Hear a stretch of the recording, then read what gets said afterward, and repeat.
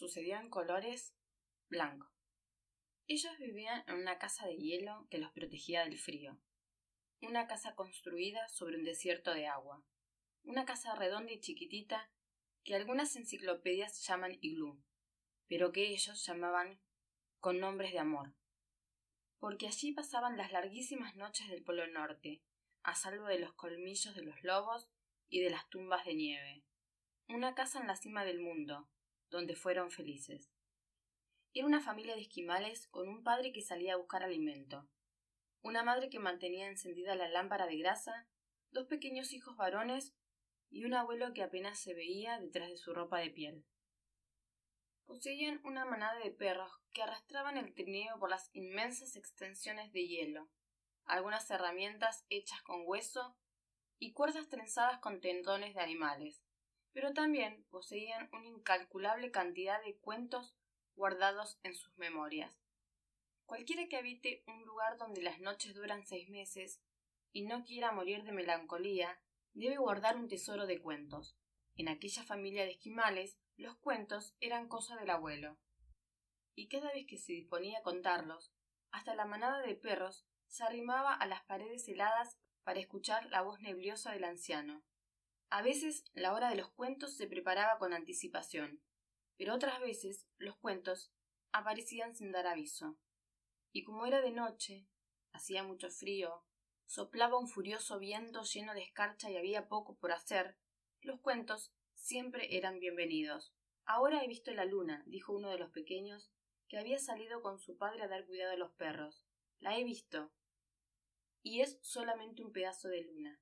Es la luna del oso, dijo el abuelo. Las palabras del anciano abrieron de par en par la sonrisa de los niños. Un nuevo cuento había entrado a la casita redonda de hielo.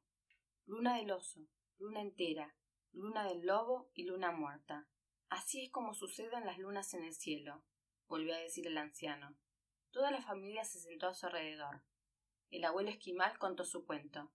Este suceso transcurrió antes de los abuelos de mis abuelos. Por ese viejo entonces, nuestro país de hielo tenía una sola luna, su hermosa luna entera, que para bien de todos iluminaba la noche. Una luna que parecía recortada con punzón de hueso, redonda y brillante en medio de la oscuridad. Pero un día algo terrible ocurrió. En ese tiempo, la tundra estaba dominada por 2 poderosos animales. Cada uno mandaba y disponía sobre una mitad del territorio. Un enorme oso polar, más grande que ningún otro que se haya conocido, era dueño y señor de una mitad de nuestro país de nieve. La otra mitad estaba bajo el poder de un legendario lobo, tan viejo que su pelaje había encanecido por completo. Las noticias sobre su ferocidad llegaban a todos los rincones. Por eso este lobo tenía 2 modos de matar, con la crueldad de su dentadura y con el espanto que ocasionaba la leyenda de su hambre. Y bien, como el oso tenía su tamaño y sus garras, y el lobo tenía sus colmillos y su fama, las cosas se mantenían en paz. Al fin y al cabo, las presas de caza estaban bien repartidas, y las hazañas de los 2 animales eran igualmente importantes. Ninguno de ellos sentía aprecio por su vecino, pero ambos respetaban la división establecida. La mitad del oso, la mitad del lobo. Ustedes podrían estar preguntándose cómo se reconocía el límite de aquellos poderíos. Muy fácilmente. El límite estaba marcado por un río que descendía desde lo más alto de un macizo. Durante los inviernos era un río de hielo.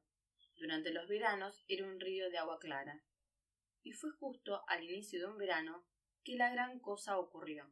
Como el verano apenas empezaba, nuestra luna redonda todavía ocupaba su lugar en el cielo.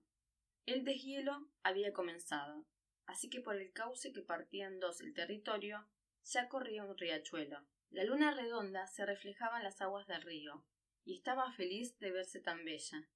El oso, llevado por las ganas de beber agua fresca, después de tantos meses de solo lamer el hielo, llegó hasta una orilla del río. Exactamente por la misma causa, el lobo llegó hasta la orilla opuesta. Al principio todo parecía que iba a continuar como siempre. Cada uno de ellos bebía, y luego daría la vuelta para regresar a sus dominios. Pero la luna estaba allí, y donde está la luna puede suceder cualquier cosa.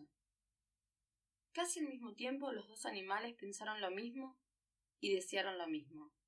El oso y el lobo miraron la luna en el agua y quisieron adueñarse de ella. No había nada tan hermoso en aquel país vacío, y comprendieron que aquel que la poseyera sería más poderoso y más dichoso que su vecino. Los animales se miraron en silencio. El oso irguió su cuerpo enorme y comenzó a soltar espuma por la boca. El lobo se paró con las patas abiertas y arqueó el lomo. Su hocico chorreaba colmillos. El gran oso avanzó un paso, sin dejar de mirar a su enemigo en ningún momento. Su respiración dibujaba espirales de humo a causa del frío.